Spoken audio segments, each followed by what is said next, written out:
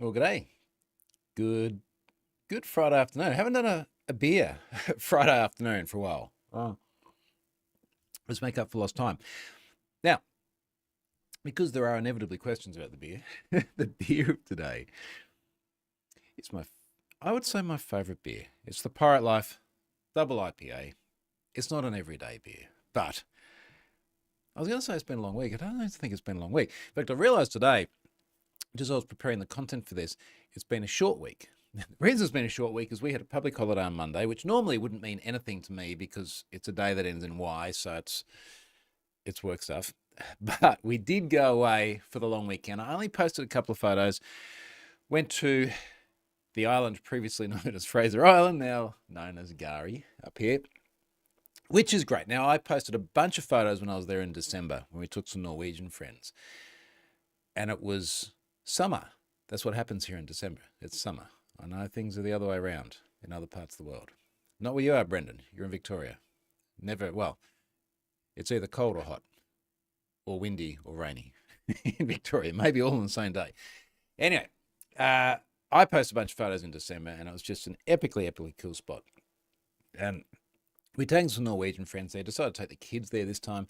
Now, the cool thing about going to Fraser Island is that you hire a four-wheel drive and you drive on the beach and you drive through the island. World's largest sand island is the claim to fame. Now, you might be wondering, our son asked this, he's like, aren't all islands really sand underneath?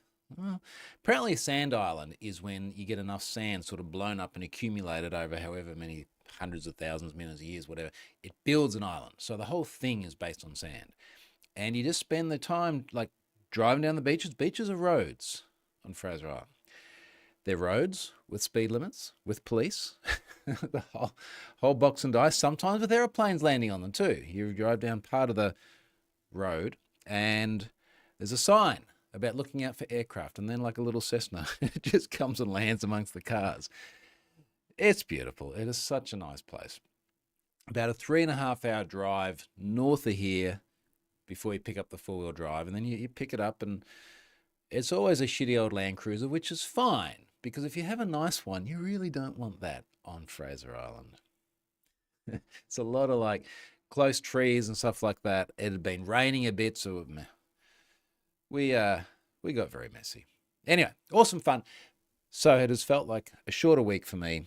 So it hasn't been that hard of a week, if I'm honest. But there hasn't been a lot to talk about, except for the thing I'm going to talk about today, particularly the last one about this post-millennial data breach. That was that's an interesting one for many reasons. Oh. The game over says, a bit late today. I get to see it live. Well, depends where you are. I believe it is about 7:30 in the morning in the UK. I sort of time this to go, what's the earliest I can get away with so that I can do this and then I can just tune out for the rest of the day. Brown says, come on, mate. Sunny in one corner, snowy in another, storm in the third, inclusive wind, and normal in the fourth. For those of you from the other end of the world, Victoria is where people leave from to come to where I live. Is that fair, Brendan? I think that's probably a fair statement. Victorians everywhere here. Sponsor this week is Collide. Now, Collide needs no introduction because they have been a massive sponsor this year and in previous years, but we'll go through and do it anyway. Collide believes that maintaining endpoint security shouldn't mean compromising employee privacy. Check out our manifesto, Honest Security, and linking through to the Collide website, a guide to endpoint security and device management that doesn't erode your values. I actually want to write a blog post, tangential to Collide. I'll come back to you. I want to write a blog post which is effectively like the State of the Union of Have I Been Pwned, which does talk a lot about the values. I just feel there's things there that I need to, like biting away at the back of my head that needs to get in there. The tenets of honest security do go through and have a look at Collide's material on that. And as I mentioned several times before, Collide now are part of the 1Password family as well. I still need to get a good understanding of how all that works. So I will definitely make sure that I speak to folks on both sides of that now union of 1Password and Collide. Timo, what's your view on the crazy Australian housing market? Is it a bubble and Australia a giant Ponzi scheme? All right, big sip.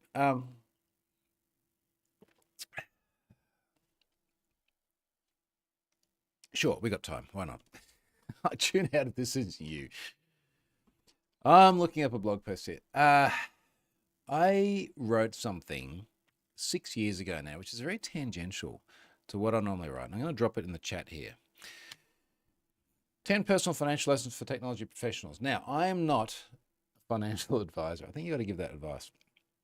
You got to give that advice that I'm not an advisor.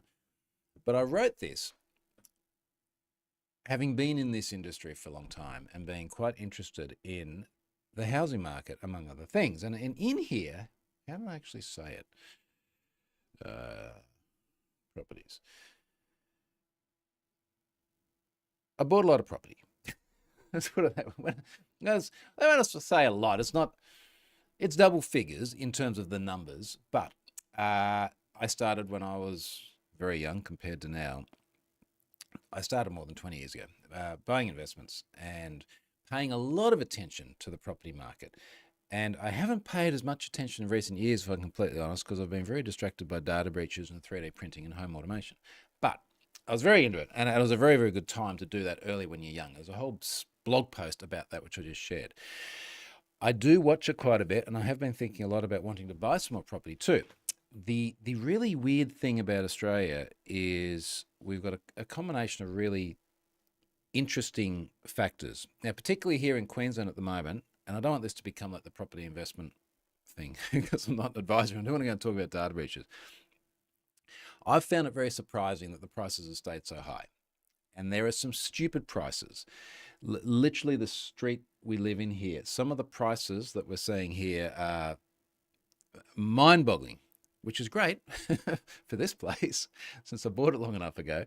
But it's crazy. And I've been looking at buying things that are investments and they're not places that I want to live in. They're financially motivated and so on and so forth. And I couldn't really wrap my head around why the price was so high. And speaking to friends who are real estate agents and in banking and so on, they said the two factors that keep it really high here at the moment, even whilst our interest rates are going up, is, I said, number one, there's a huge amount of migration. People like Brendan leaving Victoria to move to Queensland. We've got a lot of people moving to Queensland.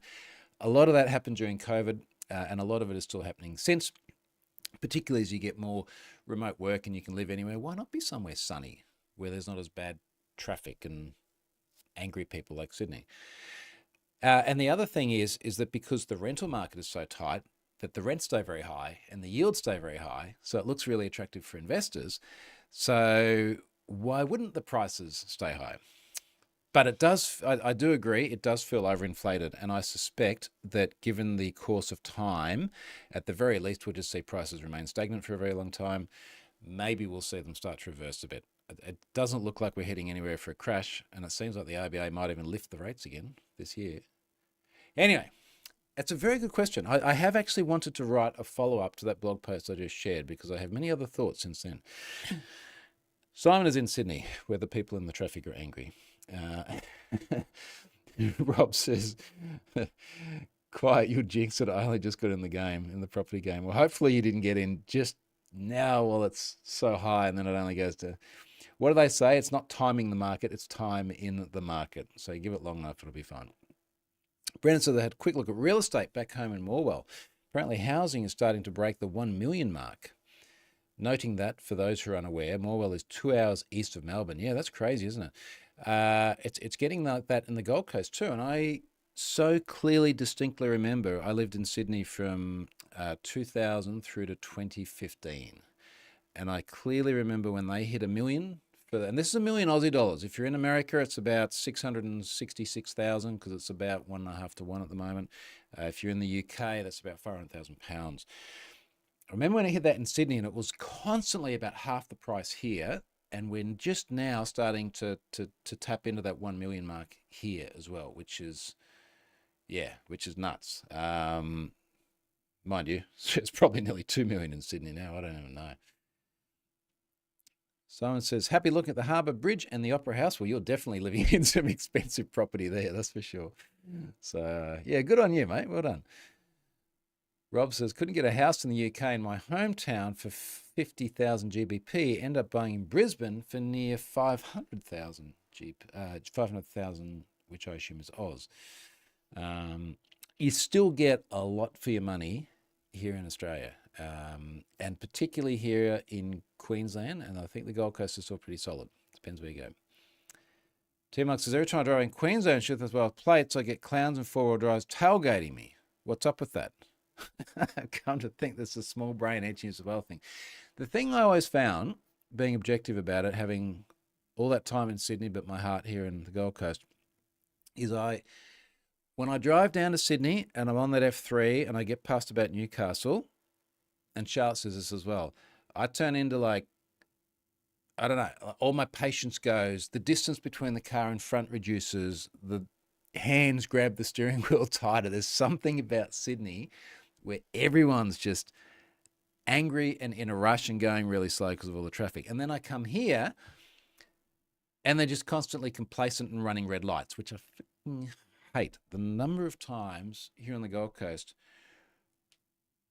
let's say I'm on pole position, all right, front row, and my light goes green, and a second later, some car goes whipping across. So they have not only missed the orange altogether, seen the red, and waited 2 seconds, and complacency driving kills me. I love driving. I'm passionate about driving, and I hate people that don't take it seriously. And there's the danger thing as well. Apparently, Sydney house is averaging 1.6 million. John Simons, for those of you who have not heard John Simons, founder of Aussie Home Loans, had some financial woes over the years, turned out very rich, is selling his Point Piper waterfront house for 200 million. The reason that he gave was because he wants to travel more. Does he need the money to travel more? Jeez. Anyway. Australia says, my boss, landlord, has 8 buildings in Sydney, is increasing rent all the time. I'm glad to be working for him, so mine doesn't. Oh, wow. Yeah, that would be awkward, wouldn't it? Sarah says, didn't expect to catch me on Friday. Happy Friday. All right, let's talk about data breachy stuff. Now, I woke up this week to a very pleasing email from the NCA. Hello to all the friends at the National Crime Agency in the UK. LockBit leader unmasked and sanctioned. Now, we saw a LockBit takedown, I want to say it was like 6 weeks ago, from the NCA and friends. And as I've said many times before, the more time I spend with every single one of these law enforcement agencies, NCA, FBI, the AFP here in Australia, the Politie NL, the Dutch, Canadian Mounties, these agencies are doing wonderful stuff. And I guarantee you, everyone who's listening to this going, oh, they just need to get up in our things, you would want to go and have a beer with every single one of them because they're just consistently lovely, wonderful people and doing really cool stuff. So they also work together very, very closely. And even just looking at this NCA announcement here and looking at the League of Nations of logos here is wonderful. And there is a huge amount of cooperation between law enforcement agencies in our respective parts of the world. Looking at just even at the flags here on the LockBit takedown site, the Finnish flag, the German flag, the French are there, the Swiss are there, the Japanese flag is there. Like everybody is in there together trying to, everybody except Russia is in there together trying to stop this stuff from happening. Now, they said at the time that they knew who LockBit Sup, the mastermind of LockBit, was. And they weren't going to say, but they kind of left that dangling there. And in fact, I do remember a comment they made to the effect of LockBit Sup might find it hard finding parts for his Mercedes at the moment, which A, pretty directly implied he had a Mercedes, and B, seemed to be a little bit of a nod to, if you're in Russia at the moment, you might be having trouble getting parts from more different countries, let's just say that. So they said they were going to name the guy, and they said they're taking things down. And of course, there's always some degree of showmanship from the law enforcement agencies, and I would say a very large degree of showmanship from the criminals behind it. And of course, there was lots of chest beating and bravado about, well, no, it's not been taken down. It's still got all these affiliates. They were still posting a lot of alleged ransomed companies to their various web assets. It seems like a lot of them are reposts, old things that have happened before. But the thing that was really cool about waking up during the week, must have been 48 hours ago maybe, seeing this is that maybe it's just the photo of the guy. I'm going to drop this in the chat for folks that haven't seen this already. This is the NCA's link. They've doxed this guy, and I'm just going to read it here, the first couple of paragraphs. The leader of what was once the world's most harmful cybercrime group has been unmasked and sanctioned by the UK, US, and Australia following an NCA-led international disruption campaign. The sanctions against Russian national, surprise, surprise, Dmitry Koroshev, pictured. And when you look at this, he's like, there's a little bit of blue steel going on in the photo of this guy. A little bit of blue steel. Sort of arms crossed, very serious looking guy. The administrator and developer of the LockBit ransomware group. Anyway, being announced by all these folks just here. He thrived on anonymity and offered a $10 million reward to anyone who could reveal his identity. Does the NCA get that? That'd be cool, wouldn't it? That'd be a lot of, I was going to say a lot of beer money for the NCA. I'm sure the NCA would actually do something really, really useful with that if they got the 10 million. Anyway, one of the things that was particularly fascinating about this, let's make sure I got my numbers right here. I was looking for 100, but in here it says attacks targeted over 100 hospitals and healthcare companies. Somewhere in here, the number that I have seen is the guy apparently earned about $100 million. $100 million from ransoming companies. Now, one of the shots here that is particularly funny is I've got a photo of the guy wearing AirPods. I can't even demonstrate what it's like because my AirPods aren't here. And one of the AirPods is just like sticking straight out the side of his right ear. And he's got this half stupid smile on his face. I don't know why. I don't know why. But it is lovely to see him named. Now, of course, LockBit Sup, the account LockBit Sup, have then come out and said, oh, isn't it terrible? This poor guy has been incorrectly identified as the founder and operator of LockBit. You would have to think with all the resources that the NCA, the AFP, the FBI, and all the other acronyms have between themselves, they would not misattribute something so significant. Because the consequences on the individual are severe. If you don't already listen to Risky Biz, have a listen to Patrick Gray's Risky Biz, fellow Aussie, just down here. He's in the state where people start to get angry and the real estate's more expensive, but he's in the good part of it, the northern part. Have a listen to the discussions he's had about that just this week and the pressure that even Russian nationals who aren't going to be extradited are then placed under once they're identified and known to have a great big fat Bitcoin stash of currency. That's hard work. You know, if you're this guy at the moment, you're going to be having a bad time. I mean, look, he's Russian. He wasn't going to be going on holidays to probably anywhere anyway, outside of Russia. But now, yeah, hard time for Dmitry. Have a look at the comments here. T-Mock says, how complicated should a master password be to protect a password manager file? What kind of complexity of passwords would a government agency be able to brute force? First of all, why are you worried about a government agency? I get the question, but I think the discussion needs to be, for every single security decision, who are you protecting your things from? So, for example, it's not that I don't think governments might want to siphon up my data in the ways that we have seen it done en masse before, but unless it's the Russian government who's now pissed at me after what I just said, I don't think anyone's too worried about trying to get into my things, should they get my device. Now, that doesn't necessarily mean that you deliberately weaken things because you don't necessarily think that a threat actor is going to be that sophisticated, but I've got to find the commensurate level of security and usability balance. So, in answer to your question, the master password should be something that is unique enough that you can remember it and that you can type it in without too much difficulty, because between my phone, my iPad, this PC, that PC, and the other PC, which I still haven't retired, I've got 5 different devices that I will be challenged on a fairly regular cadence, which you can specify, to enter my master password. So I need to be able to do it without it being a nightmare. Also, that's not the only thing that you need. If you have one of these devices, you can get in with that alone. But if you don't, you also need the secret key and you need the second factor of authentication. So I need to look at it and go, say my phone, because it's probably the most mobile thing of all. How strong does the security need to be on this? Because you've got to be able to unlock the device itself, which you can either do with your face or with a PIN. And then you've got to be able to have the master password to get in after that as well. Also, if you fail the PIN 10 times, the phone will automatically raise itself, which is a setting that you all should turn on, because even if you screw it up and your kid picks it up, you can just restore from iCloud. So that's how I feel about that. So practical. Nick 007 says, good morning, Troy. It's gorgeous day in London. Yeah, right.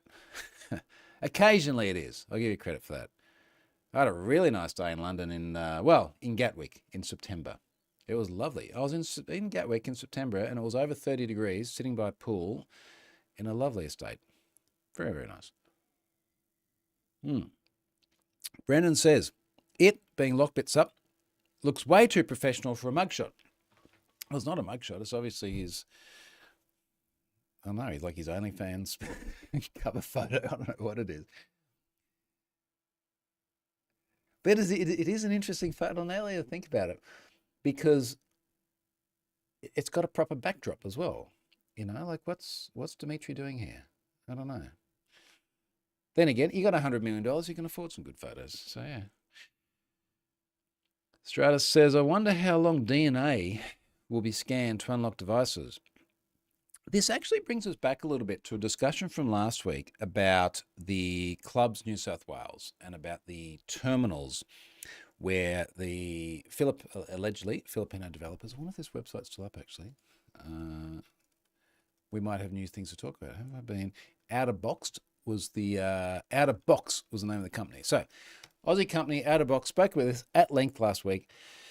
Outerbox had a bunch of their data taken, allegedly from Filipino developers who didn't get paid, although an Aussie did get someone in Australia got arrested. I don't know if they're Aussie or not. Someone got arrested for that. A lot of headlines here around biometric data because it used scanned images of your face to authenticate you as you walked into the pub. I ended up doing a big long thread on this, I think after last week's update, about whether or not photographs alone were biometric data. And the jury is very much out on that. Because are you posting biometric data to your Facebook every time you share a photo of your, I was going to say your breakfast, at least your face in I don't know, your kids or a holiday or something like that. You probably wouldn't consider it that. So I think the way we define biometrics is very important, and I felt it got conflated in that particular incident. Now, as it relates to the question over here, there's a big difference between, let's say it's a fingerprint, which we'd consider much more biometric data. Oh, what was that one I heard the other day? I kept meaning to look this up. Another risky business thing, they were saying one of the photos, someone posted a photo somewhere, had a copy of their fingerprint on it, and someone in law enforcement managed to match that back. Super cool work, by the way. But a fingerprint might be considered biometric data, and I think that's a reasonable description of it. But can you then reproduce that fingerprint in a way that you could authenticate to, say, the fingerprint reader on my laptop? In just the same way as there might have been photos leaked from Outerbox, but just because there's a photo leaked, can you then go and like print it out and just strap it in front of your head and walk into a pub and it thinks you're John Smith or someone like that? So I think when we talk about DNA and unlocking devices, a lot of it has got to do with the authenticator itself, so the device. Now, if you think about something like a modern iPhone, it's not just a camera. There's also an infrared camera, so it can sense heat. There's also a dot sensor, so it can sense distance and depth, so you can't just wrap the photo of someone around your head. So it's a lot more complex than just having the DNA material. You've got to be able to fool the authenticator as well. All right.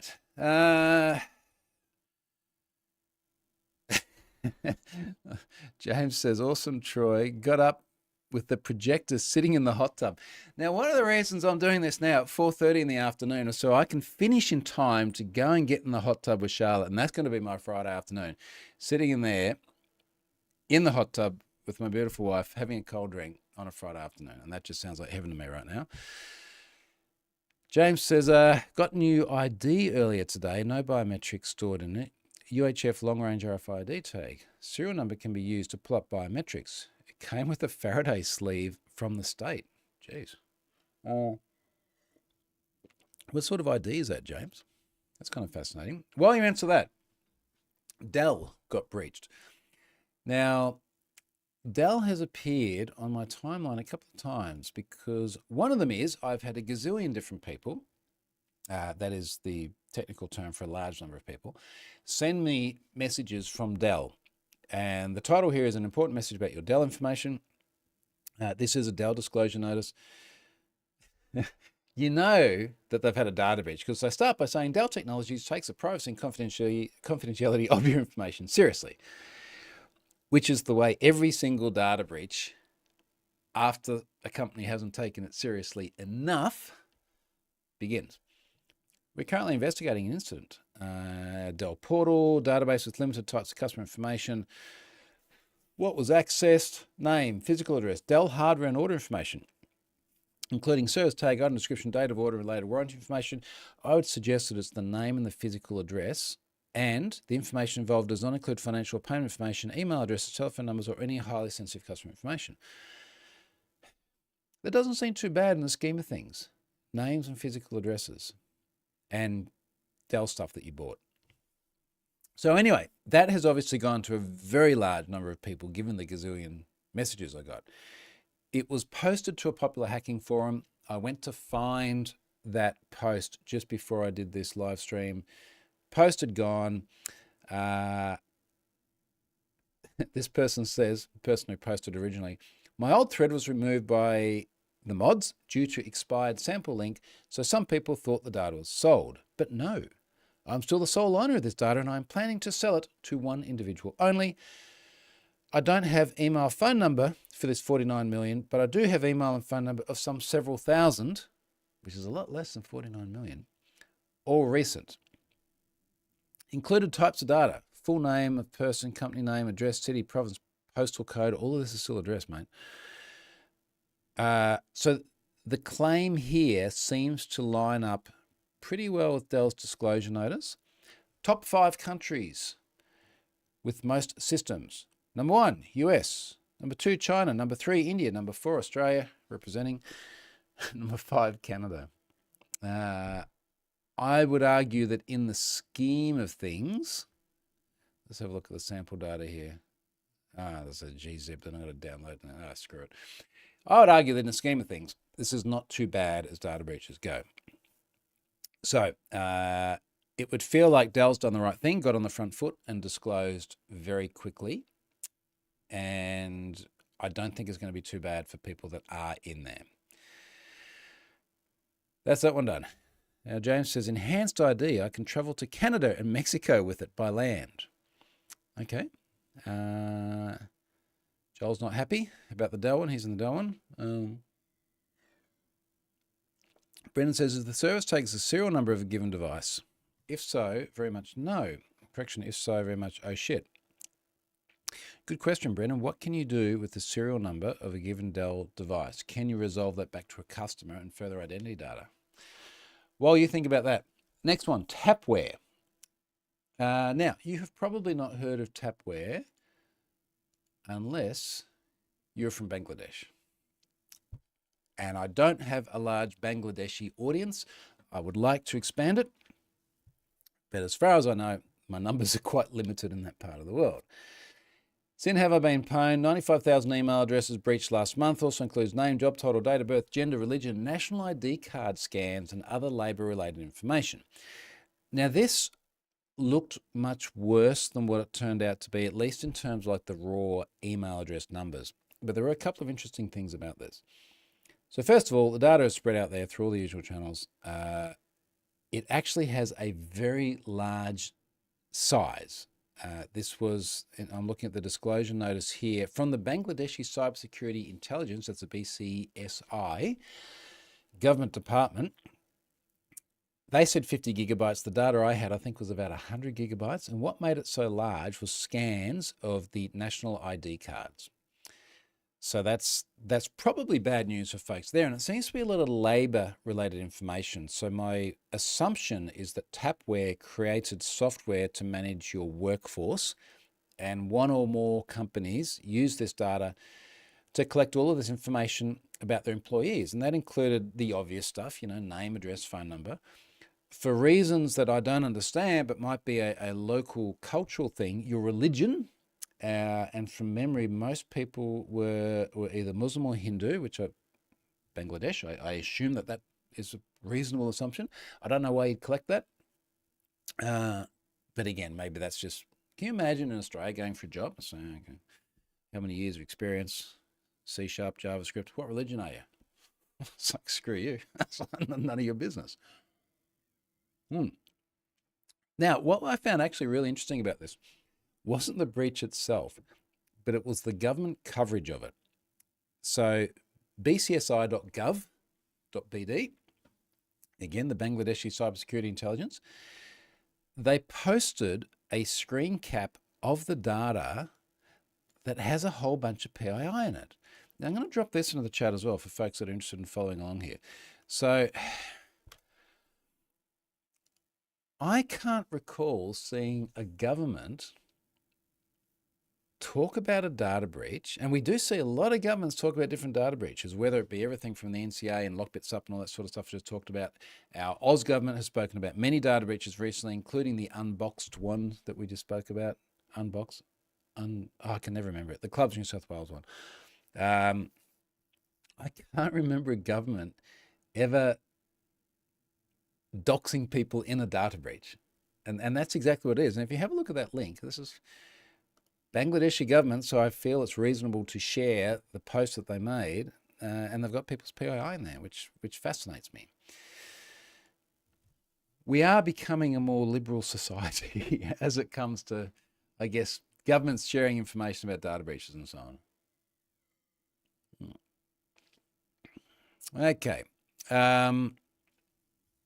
Now, someone made a comment here. Probably to determine public holidays as it relates to religion.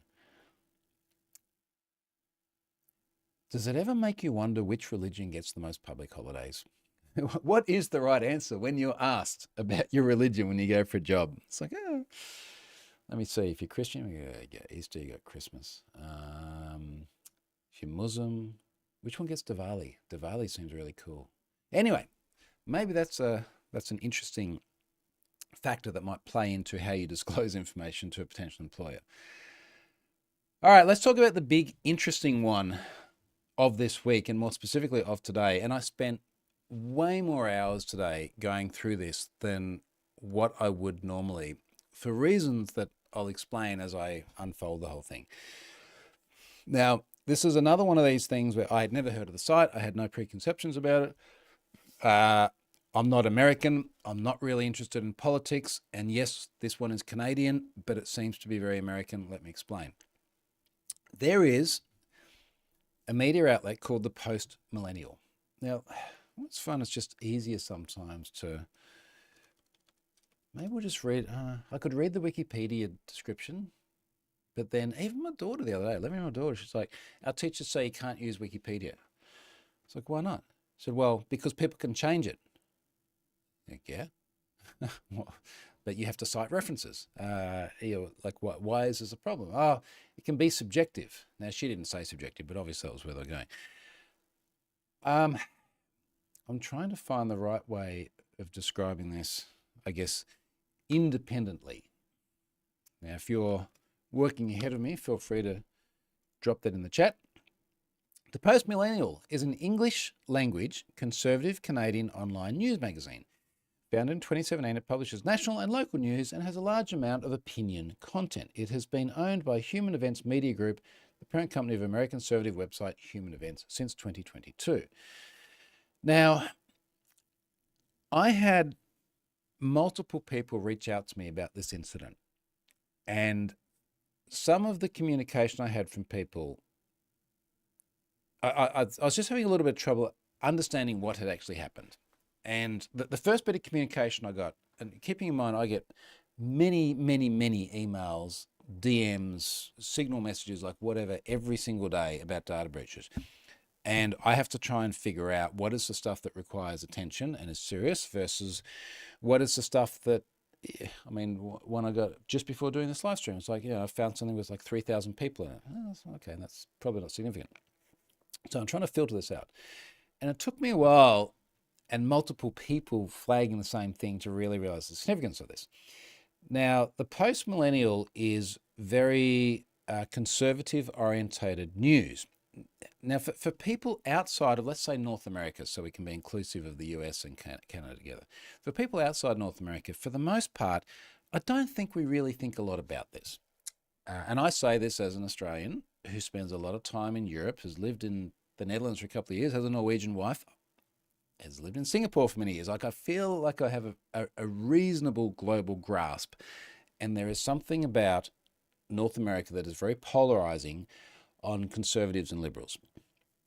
So people tend to get very angry at one side or the other. Here, for the most part, we don't really give too much for shit. I'm not even sure who our Prime Minister is at the moment. It keeps changing the whole time. No, it's not Morrison. Albanese. I literally had to think about it. So, oh, John Britzo's here. Blame Canada. Right. So you probably know this, mate.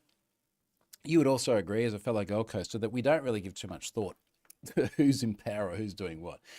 And we're certainly not too adamant about wearing our colours on our sleeve as to which political party you're aligned to.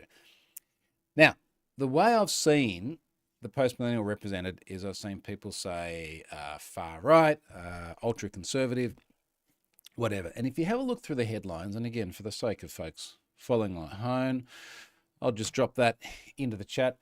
Like it seems to be a bit anti-Biden, pro-Trump. There's a story here, trans runner obliterates female competition. Maybe, I don't know, but you can get a sense of the angle that this news outlet takes. And for me, the way I have to look at every one of these data breaches is I really don't care too much about the politics of the religion or anything like that. What we're interested in is what actually happened. Now, what we know from this incident is we know that the website was defaced. And I'm just going to pull up the news story here. And I picked, there's many, many news stories about this. And I picked one that to me felt the least inflammatory because there were ones that were very negative about the political leanings of this particular website. So the one I picked here says, conservative news website hacked, replaced with page leaking private information. Now this website is, I don't know if run is the right word, but the senior editor is a guy called Andy No. That's an NGO, apparently Vietnamese descent, hence the last name. And someone has defaced the website and replaced it with a message about him coming out as trans. Now, as I read more and more into this, apparently he is gay, which seemed to be a little bit at odds with a lot of the conservative thinking, but yeah, whatever, it's 2024. Again, let's focus on the data. But it really felt like someone was trying to be antagonistic towards conservative values by posting a message which, just reading from the news story here, says, Dear readers of the Post-Millennial, now again, this is the hackers writing this is not Andy. I'm writing to you today to share something deeply personal and important to me. After much soul searching, I come to the realization that I'm a trans individual and I would like to officially introduce myself as Angelina No, a woman. And then it goes on with a whole bunch of other hacker stuff, meant to sound like him. P.S. I'm also sharing with you all of our mailing lists. 3 things. Mailing lists, subscriber databases, and personal details of all our writers and editors, along with links to download the private information. So, the site definitely got seriously, seriously owned and defaced. No doubt about that. Wait, Troy taking dark mode to the extreme. So, they got properly owned. Now, the 3 classes of data that were leaked are very interesting. The 2 of them, a little bit interesting. The 3rd one's super interesting. I'm going to do this in the reverse order to which they're posted because this is going to be an interesting incrementing increments. Let's just say that. So, a list of editors for the site. When you read this website and you look at all the different stories here, like any news outlet, every story has a writer/editor for the story. A large number of those were then leaked in a JSON file that includes their name, their email address, their phone number, and what I assume is their home address. Now, the email addresses were on all sorts of different domains, so they appear to be personal email addresses. I assume that many of the folks writing for this are freelancers. And that's a worrying thing for them, because particularly in a very politically charged environment, if they're writing things that incite other people to do crazy things, and occasionally that does, even in Australia, that happens, that's a bit concerning, because it doxes those individuals. So whoever has done this has released a large amount of information about the journos. That JSON file abruptly cuts off. It's like, attribute name, value, curly brace, comma, end of file. It's like, it's clearly missing data. So many of the names that I could find on the website then lined up to names in the data with email addresses that reflected those names and the addresses. There's certainly no reason to suspect that they weren't legitimate at all. Some of the people on the website, this is the journos, did not then appear in the data, I assume because of where it got truncated. The latest records in the data, if I go back to my thread just here, because I put it all in there, the latest record was the 27th of April this year. So that is very, very recent. So that's number one. Now, there were hundreds of email addresses in there. I think, from memory, I didn't put it on the thread, I think it was about 700 email addresses. The next one was a bit more interesting, and that's users.json, and that's pretty self-explanatory based on the name. So that had almost 40,000 rows, and that appears to be individuals who have subscribed to the service. So there is a facility here to register. You used to be able to register using OAuth, so you could use your Facebook or your Gmail or something like that, register to the site, and then access the content without having to create a new account. The real kicker in the users file is there's plain text passwords everywhere. Now, just to pause for a second, this data has been spread so broadly. There are so many comments about it on Twitter. A bunch of it was archived by archive.org. I understand that has now been removed, hence my saying it. Going through the Twitter threads from people talking about it, you can see how many people have actually seen the data, because they're like, holy shit, like I just looked at it and there's plain text passwords everywhere, which is fascinating for 2024. Given that it is a current system. Now, what I will say is that the last data in that user records appears to be from July 2022.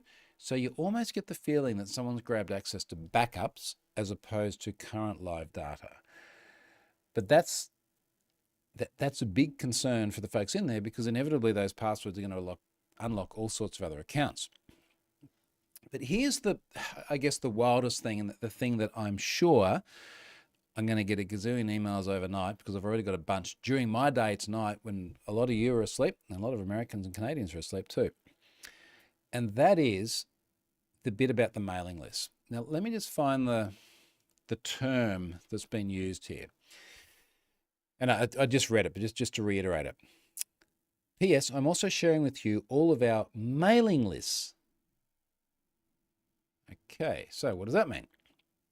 So there was a .zst archive, so that's the compression algorithm from the Facebook folks, which contained thousands of files. And in the Twitter thread, I posted a directory tree. Someone had already posted that publicly. It's just names of files. And it appears to be a large number of CSV files. I think I found about 3,500 of them that have a very conservative lean to many of the names. So, for example, in the thread, I said, just search for guns. Right now, as I was going to say as an Australian, but I think as pretty much anyone not in North America, guns are what police officers, normal people don't have guns. It's just a weird thing. But anyway, that's American. 7 different files with guns in them. Gun Save Lives Day .csv. Gun Save Lives Day CRPAC form .csv. PY Guns, Cluster 8 Cowboy Guns, Cluster 8 Cowboy Guns 2. Real Facts About Guns. Truth Patriot Guns. It's a lot of guns. So there's that. And then you look at something like, say, Obama. And this is where, and John, I don't know if you can sort me out here, but this is where I was a little bit confused, because this is a Canadian media outlet, but it seems to be very US-centric.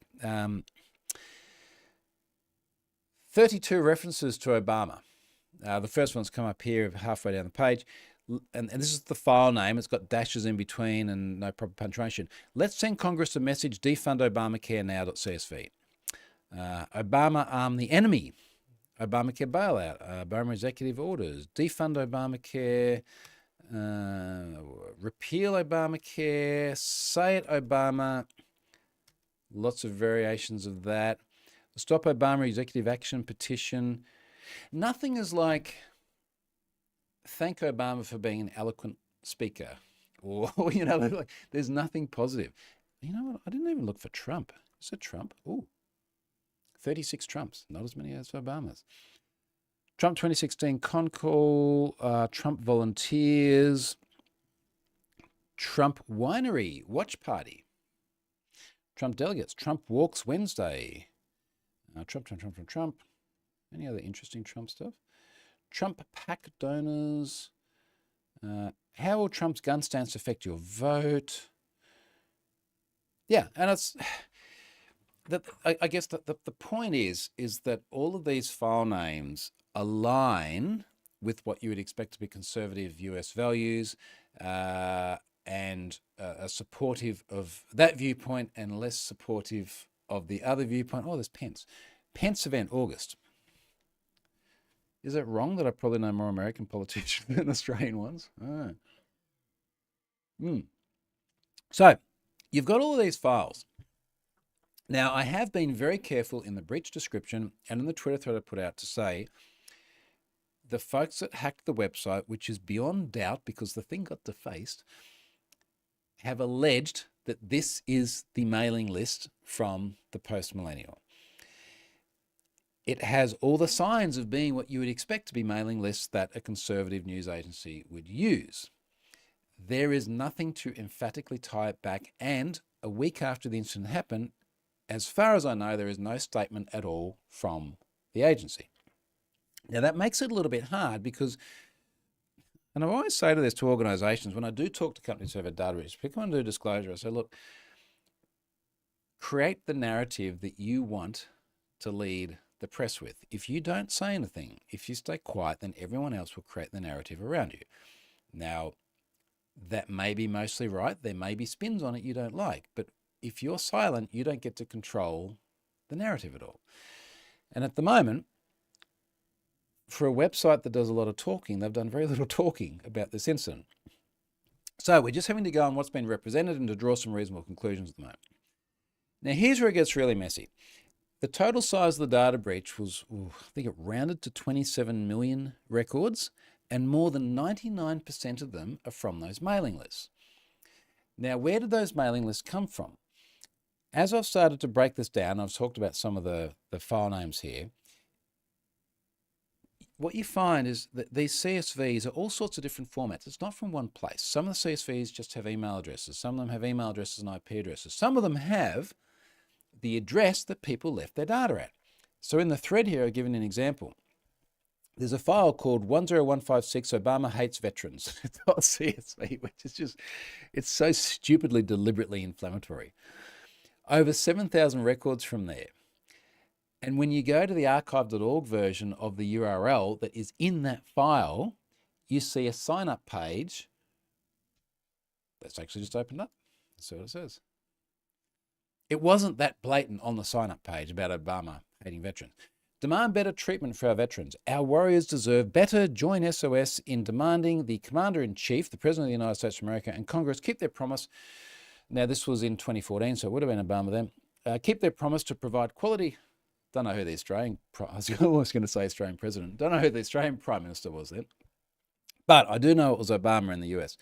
Keep their promise to provide quality healthcare and respect, all uppercase, for our veterans. And again, this is what you would expect a conservative outlet to want. And here's where I want to qualify this. The post-millennial, allegedly based on all the caveats, what seems to be really clear is these 3,000 plus CSV files have come from other places where people have willingly provided their data. They've agreed to the terms and conditions, which, like you and I, they never read, but they're like, yeah, sure, I'm passionate about this. Name, email address, IP gets snared on the way in. And it then appears this data has ended up at the post-millennial. Now, did they buy it? Were they gifted it? Were there other contra deals? Or I don't know. What we do know is that this data has not come from the post-millennial as the first point of entry, which means that more than 99% of people who got notifications from Have I Been Pwned have got this notification, which does clearly state that. It says, this is alleged to have come from the post-millennial website. The data was not collected from them. It's come from other certs. But you've now got all these people going, like, why am I on a conservative website data breach? Down the bottom of my thread here, one of the really interesting things is now seeing the feedback that comes back from people is someone said, this email address was first used for the Motley Fool investing newsletter and nowhere else, because someone's got a catch-all domain and they're just creating aliases based on the website they sign up to. Now, they're in a file called supp_fool_3.txt, which had thousands of fool@ email addresses. Now, the Motley Fool, that's not Australian, is it? Motley Fool. Why does it sound so familiar? Well, there's Motley Fool Australia. Is it Australia? I don't know. The person did reply to me during Australian waking hours. But it's going to create this situation now where people are very confused about why their data is in this breach. And I'm seeing that come through in the people reaching out to me and providing comments. And all I can really do is say, look, here's the Twitter thread where I'm explaining as much as I can. When I learn something new, like that Motley Fool one, I put a little note on there. I add another tweet to the thread. And we're just going to have to see how it pans out. I mean, obviously post-millennial isn't making comments on this. They obviously know about it because the website got defaced. There's been a huge amount of press and a huge amount of the organization itself and Andy being looped into discussions, but nobody saying anything about it, which I find quite fascinating. And I'm also seeing the threads where people are saying, you've got to disclose this. Like you've had a breach. You can't just sit there and do nothing. And we know you've had a data breach because your literal website got freaking defaced. There's no negotiation about whether you had a breach or not. And then there's a discussion about, well, what was actually included? You know, for example, these mailing lists, what was the nature of them? Like, were they sitting there on the website? Did someone get access to a back office? Like, I don't know. Anyway, that was my morning. Let's read the comments.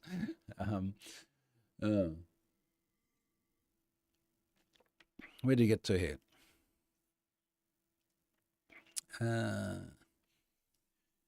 John Bristow, my good mate who lives here, originally Canadian, now Australian.